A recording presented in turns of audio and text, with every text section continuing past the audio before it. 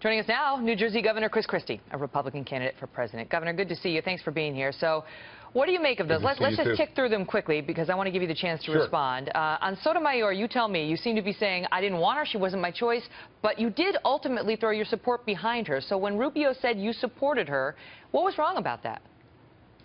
He's wrong, because what I said was she wasn't my kind of judge, she wouldn't have been my choice, and she's not somebody that I would have wanted on the bench. But what I did say afterwards, Megan, was that she deserved an up or down vote.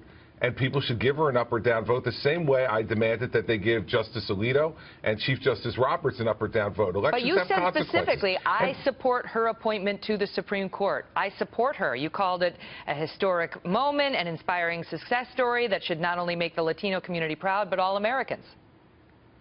It is an inspiring success story for the Latino community. Doesn't mean I would have appointed her to the Supreme Court. I clearly said that I didn't and wouldn't have supported her to the Supreme Court. Okay. So the fact is, though, that this is, Megan, this is the stuff that you do if you're a United States Senator, and this is why nothing gets done down there. Because you take people's words out of context, you don't give it a complete meaning, and then you create gridlock.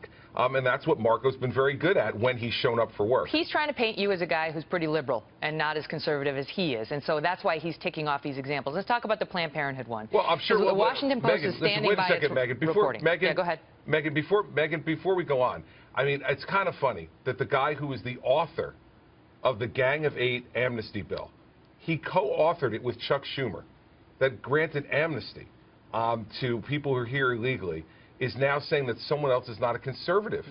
And as soon as the heat got turned up there, he turned tail and ran. But now I want to tick through these with you because I know you can defend your record, so I'd love to hear your defense. The Planned Parenthood thing, it's in black and white. The Washington Post says you said it. You say I was misquoted. It's a pretty detailed explanation of you didn't want public funds going to Planned Parenthood. That's what you were trying to tell them. But in making that case, they say you got specific and said, look, I support them privately with my personal contribution. That should be the goal of any agency, to find private donations. They completely busted that up. They got that totally wrong. Did you dispute it at the time? No. Here's how they got it wrong, Megan, was what I said was that organizations like that should be supported with private funds. And I do that. Not that organization. That organizations like that should not be getting government funding. And that's how they messed up the quote. How about the guns? And I don't hold it against him because he works for me now.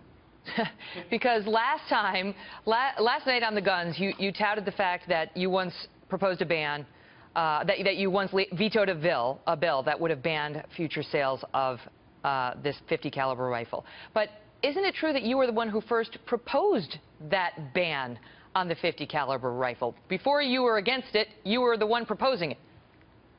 No, it was a commission that I put together. It was a group of folks who made recommendations to me. I forwarded all those recommendations, and then the legislature came back, and what they wanted to do was not only ban future sales, they wanted to confiscate guns that had already been purchased. And I said, you know, this bill just goes too far, and I vetoed it. But you were the one who proposed a ban on the .50 caliber rifle, right? A group of, Megan, a group of people who are putting forward advice to me on a whole range of gun control and gun-related bills put that forward. It was forwarded out of the governor's office, and the legislature did not do what we asked them to do. Here's the problem with Senator Rubio. Last night, he rattled off a bunch of things that his Oppo research guys have given him.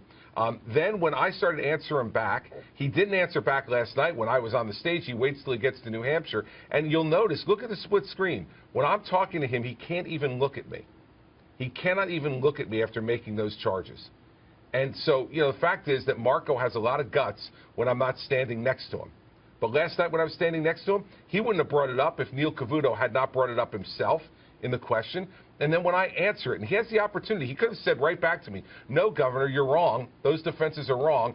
He certainly argued back and forth enough with Ted Cruz last night. Why didn't he take a look at me and tell me that I was not telling the truth when I was saying he was being disingenuous? Is it because he didn't have the guts to do it? Because he knows that he's twisting the facts like every senator does. Maybe. They twist the facts, filibuster, and he didn't, you know, he couldn't justify his position. Maybe he was embarrassed that you guys were wearing the same outfit. It's like, that's how we, you know, women do it at a party. You just try not to make eye contact. It's awkward. Governor, thank you for doing this. Well, you know, I always send Marco my tie choice beforehand, and if he disregards it, then that's up to him. That's right. That's on him. All the best, It's sir. on him, Megan. See you soon. Thank you.